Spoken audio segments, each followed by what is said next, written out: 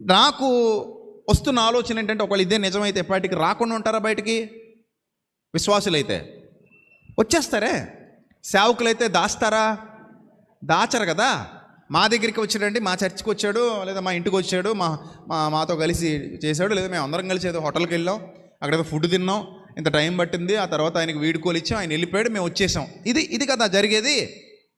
కానీ ఇంతవరకు ఆ ఇన్ఫర్మేషన్ రాలేదు అంటే ఈయన ఏదైనా పర్సనల్ పని మీద వెళ్ళాడా, ఎక్కడైనా ఆగాడా, లేకపోతే ఎవరైనా ఆపారా, అక్కడేమైనా మిస్టీరియస్గా ఏమైనా జరిగిందా, ఇది తేలాలి. ఇక్కడ ఈ 5 గంటలు అనేసరికి జనాల్లో వచ్చిన కొత్త డౌట్లు ఏంటంటే, అరే 5 గంటలు మిస్ అయ్యాడంటే అక్కడి నుంచి ట్రావెల్ చేసింది ఈయన కాదేమో, వేరే వ్యక్తి కానీ ట్రావెల్ చేశాడేమో ఆ డ్రెస్ వేసేసుకుని అని కొంతమంది డౌట్ పడుతున్నారు.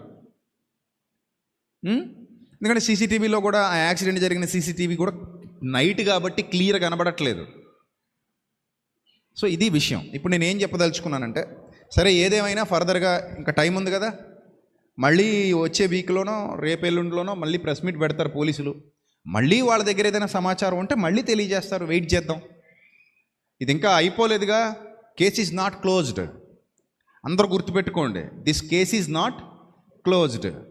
ఓకే, ఇన్వెస్టిగేషన్ జరుగుతోంది, ప్రాసెస్ నడుస్తోంది, నడవనిద్దాం.